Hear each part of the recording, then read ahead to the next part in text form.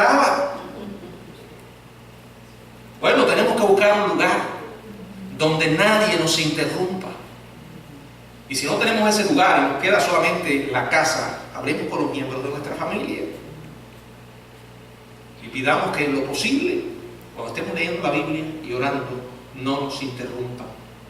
No es fanatismo, no es legalismo. Estamos teniendo una cita con el Dios Todopoderoso. Y cuando usted tiene una cita importante, no quiere que le interrumpa. Haga de eso un hábito todos los días. Si no lo hacemos, no hay garantía de que nuestra vida va a salir adelante. Elías no se dejó dominar por el pánico porque tenía una relación con Dios. No se dio prisa, no tuvo ninguna duda, simplemente oró. El tiempo de Elías y Eliseo son uno de los tiempos en el Antiguo Testamento donde más milagros vemos. Dios derramó su poder sobre estos hombres de una manera muy especial, y sobre Eliseo también de una manera extraordinaria. La palabra del Señor nos dice en el primer libro de Crónicas, en el capítulo 16, verso 11: buscad a Jehová y su poder, buscad su rostro continuamente. ¿Saben lo que significa buscar el rostro de Dios? Buscar su presencia, buscar su compañía, tener relación con Él. Eso es lo que significa buscar el rostro de Dios continuamente. La palabra del Señor nos dice en Mateo capítulo 7, verso 7: pedid y se os dará, buscad y hallaréis, llamad y se os abrirá. Pero la palabra nos manda a buscar a Dios continuamente. Usted no puede ser una persona que tenga una relación estrecha con Dios y que viva una vida inmadura, superficial. Moisés, cuando descendió del monte de estar con Dios, su rostro resplandecía. No es posible estar en la presencia del Dios Todopoderoso y seguir viviendo igual. Eso cambia nuestras vidas. Elías coloca el cuerpo del muchacho sobre su propia cama y va a Dios en oración, dice el verso 20. Y clamando a Jehová, dijo: Jehová, Dios mío, aún a la viuda en cuya casa estoy hospedado has afligido, haciéndole morir su hijo. Nos suenan un poco raras estas palabras, pero quiero que entiendan que estas palabras están saliendo de los labios de alguien que tiene intimidad con Dios. No cualquiera puede hablarle así a Dios. Solo alguien que tiene una estrecha relación con Él. Es ante Dios que Él lleva su difícil pregunta: Señor, ¿qué es lo que estás haciendo? ¿Qué significa todo esto? Aquí yo veo a un hombre que es absolutamente sincero con Dios. Él está expresando lo que hay en su alma. Le pregunta a usted a Dios. ¿Tiene el valor para preguntarle a Dios de esa manera? Solo puede hacerlo alguien que tiene una relación con Él estrecha. Alguien que tiene intimidad. Alguien que sin dejar de respetarle, tiene toda la confianza en su Padre para hablar de esta manera. Sigamos leyendo el verso 21. Y se tendió sobre el niño 3 veces y clamó a Jehová y dijo: Jehová, Dios mío, te ruego que hagas volver el alma de este niño a él. Si hasta ahora usted no cree que este era un hombre con intimidad con Dios, espero que ahora lo crea, porque solo alguien que tenga una relación con Dios tan especial se atrevería a pedirle a Dios semejante cosa. Piensen, ¿qué es lo que está pasando aquí? ¿Qué fue lo que pidió Elías? Quiero que observen algo. Hasta ahora en la Biblia no hay ningún relato en cuanto a alguien que se haya levantado de los muertos. Lo más cercano a esto sería Enoc, pero él no fue resucitado. Él no murió. Dios sencillamente se lo llevó a la gloria, lo dice la Biblia. Entonces, ¿qué es lo que Elías estaba pensando aquí? ¿Cómo es que se ha atrevido este hombre a pedirle a Dios una cosa tan insólita?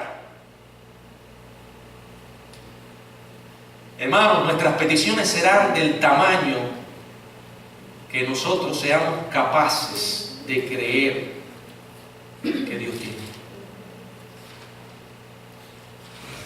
¿Cómo pudo él pedirle a Dios algo tan insólito? Él no podía mirar atrás y como un abogado espiritual tratando de encontrar otro caso que él pudiera señalar y decirle a Dios: aquí hay un precedente bíblico, hay un caso como el mío, tú lo hiciste en aquella ocasión, puedes volverlo a hacer.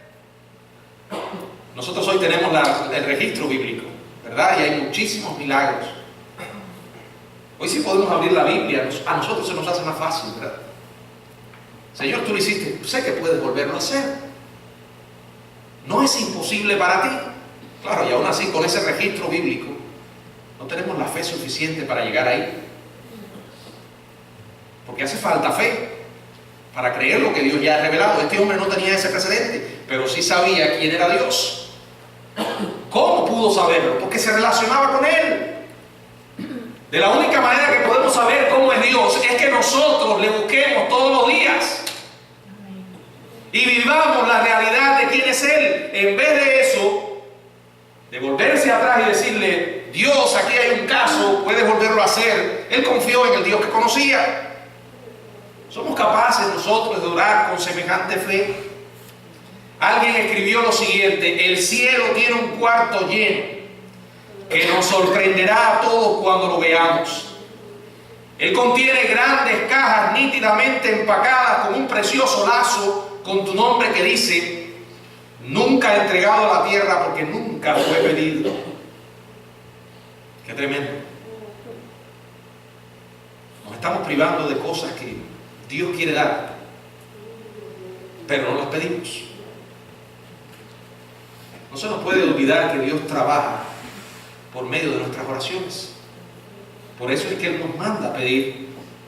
Ahora, confiando en Dios, Elías se tendió a lo largo del cuerpo del muchacho muerto. Ceremonialmente esta era una acción contaminante, ya que un hombre de Dios no debía tocar un cuerpo muerto. Pero esta situación imposible demandaba una excepción extrema. Por consiguiente, Elías se acostó sobre el cadáver de ese muchacho, pierna con pierna, brazo con brazo, rostro con rostro. Dice la palabra que se tendió 3 veces sobre el niño. Yo realmente no sé por qué él empleó un método tan raro, ni por qué lo hizo 3 veces. Algunos teólogos se ponen a especular, ¿verdad? Tal vez porque en el proceso de hablar con el Señor le había dicho que lo hiciera y para él fue suficiente. La realidad es que no dejó de hacerlo hasta recibir de parte de Dios la seguridad de que debía parar y dejarle lo demás a Él. Nos dice la Biblia en el verso 21: y se tendió sobre el niño 3 veces y clamó a Jehová y dijo: Jehová Dios mío, te ruego que hagas volver el alma de este niño a él. Esto sí que fue una oración. Le estaba diciendo a Dios: estoy esperando que hagas este milagro. Te estoy pidiendo, en otras palabras, te estoy pidiendo, Señor, que hagas lo imposible. Muchas veces cuando leemos esta historia, la miramos con cierto escepticismo.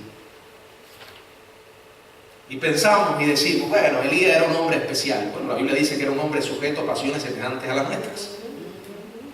Para que no le pongan en un pedestal que no es para Elías.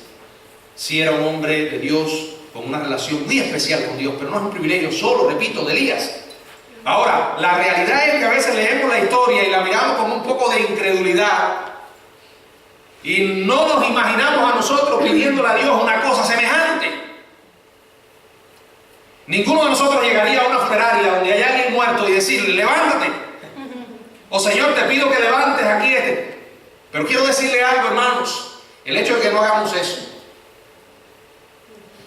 no significa, número 1, que Dios no pueda hacerlo, y número 2, que no vamos a enfrentar situaciones imposibles. Quizás no nos encontremos con un cadáver y pidamos eso, pero la realidad es que sí nos encontramos muchas veces pidiéndole al Señor porque estamos con el agua hasta el cuello. Situaciones que son realmente imposibles. Y entonces nos lanzamos en fe: Señor, por tu misericordia yo te pido esto. En nuestro corazón hay humildad y esperamos que se haga su voluntad. Pero pedimos, porque hermanos, el esperar en la voluntad de Dios no es solamente decir: Señor, que sea tu voluntad. No, es una actitud. Porque usted puede estar diciendo: Señor, que se haga tu voluntad, y por dentro estar diciendo: yo lo que quiero es esto, y si no me lo da, me voy a molestar. Le estaba pidiendo al Señor lo imposible. Entonces espera. Todo está en las manos del Señor. Es posible que ahora usted esté en el proceso de poder su vida en las manos del Señor, de igual manera en una situación difícil. Está viviendo en circunstancias que están fuera de control. Los retos que está viviendo son demasiado grandes para enfrentarlo en su propia fuerza. Al final llegó a aprender eso, algo que debíamos aprender desde el principio. Y ahora usted va a un lugar especial de oración, expone la situación delante de Él, clamando por su intervención. Yo no sé si a usted le ha pasado, pero a mí me ocurre a veces, muchas veces me ha pasado, que me siento tan cargado, sumamente cargado, que necesito estar solo con Dios. Y es una cosa que necesito urgentemente. Y no es que uno rechace y deteste a las personas, pero hay momentos en los que uno quiere estar solo. En esos momentos que uno necesita hablar con Dios, clamar por su intervención. Dice el verso 22: y Jehová oyó la voz de Elías. El Señor oye, hermanos. El Señor oye. A esto que les estoy leyendo lo hemos vivido muchas veces. ¿Y qué sería de nosotros si no lo creyéramos? Oyó la voz de Elías y el alma del niño volvió a él y revivió. ¿Qué pasó? Que Dios le concedió el milagro. Si no creyéramos en esto, hermanos, no creeríamos en la Biblia. Algunos de ustedes saben que Dios hace milagros. Lo han visto. Y esos milagros tienen nombre. Y esos milagros constantemente nos están recordando que nuestro Dios es una persona y es el Dios todopoderoso. Dice el verso, bueno, ya leímos el verso 22. Realmente las palabras no pueden describir lo que ocurrió. Lo que ocurrió en esa habitación de escaleras arriba cuando el cadáver comenzó a moverse y Elías vio cómo volvía de nuevo la vida al cuerpo de ese niño. Vamos entonces a una idea final. Al vencer los grandes retos, la gloria pertenece a Dios. Verso 23. Tomando luego Elías al niño, lo trajo del aposento a la casa y lo dio a su madre y le dijo Elías: mira, tu hijo vive. Este hombre no le dijo: mira lo que yo hice. No. Simplemente bajó las escaleras con el muchacho a su lado y dijo a su madre: mira, tu hijo amado está vivo. Vaya, por mucho que intentemos imaginar los sentimientos de la madre, no vamos a encontrar palabras. Esa escena entre la madre y el hijo, ese encuentro, de verdad, solo uno puede vivirlo, tiene uno que experimentarlo para lograr entenderlo. Este hombre vio a Dios actuar, pidió a Dios el milagro y retrocedió, quedándose en un segundo plano. Quería que ella viera lo que Dios había hecho. Los grandes siervos hacen eso. Señalan a Dios, a su poder, a sus milagros, a su gracia, a su misericordia. No buscan la publicidad, el reconocimiento de otros. No aman las multitudes, las cámaras de televisión. No, huyen a los reflectores. Trabajan en el anonimato muchas veces. Y este hombre, como siervo de Dios, experimentó y pidió un milagro y luego se echó atrás. Retrocedió y dejó que la gloria se la llevara el Señor. Veamos los resultados, verso 24. Entonces la mujer dijo a Elías: ahora conozco que tú eres un varón de Dios y que la palabra de Jehová es verdad en tu boca. Qué tremendo, hermanos. El nombre de Dios se glorificó. Porque cuando Dios interviene y ocurren los milagros, la gloria es para Él. Pero qué tremendo el ejemplo de Elías a veces con casos que conocemos hoy, en los cuales en lugar del nombre de Dios ser honrado, glorificado, es pisoteado, blasfemado. Porque mucha gente juega con el nombre de Dios y pone su nombre donde Él no está. Y hablan de milagros que Dios no hizo. Y algunos acuden al fraude, a la mentira. Muchas de esas cosas las vemos en las cámaras de televisión, en las falsas campañas de sanidades. Yo creo en un Dios que hace milagros y sigue haciendo milagros. Pero la manera como Dios trabaja y los modelos que encontramos en la Biblia no encajan mucho con lo que hoy en día algunos dicen hacer de parte de Dios. La realidad es que cuando un hombre se convierte en un instrumento o una mujer de Dios para realizar un milagro, la gloria es para Él. Absolutamente para Él. Cuando la mujer vio que su hijo estaba viva, ella no vio a Elías. Ella vio al Señor. Eres un varón de Dios. Cuando Dios nos dé la victoria sobre nuestros desafíos, debemos darle la gloria a Él. La Biblia dice en Romanos, en el capítulo 15, verso 16, las siguientes palabras. Romanos 15, verso 6, dice: para que unánimes a una voz glorifiquéis al Dios y Padre de nuestro Señor Jesucristo. ¿Anhela usted ser un hombre o una mujer de Dios? Una de las características de un hombre o una mujer de Dios es enfrentar las situaciones imposibles como lo hizo Elías. Creer que Él nos puede sacar de las pruebas que enfrentamos,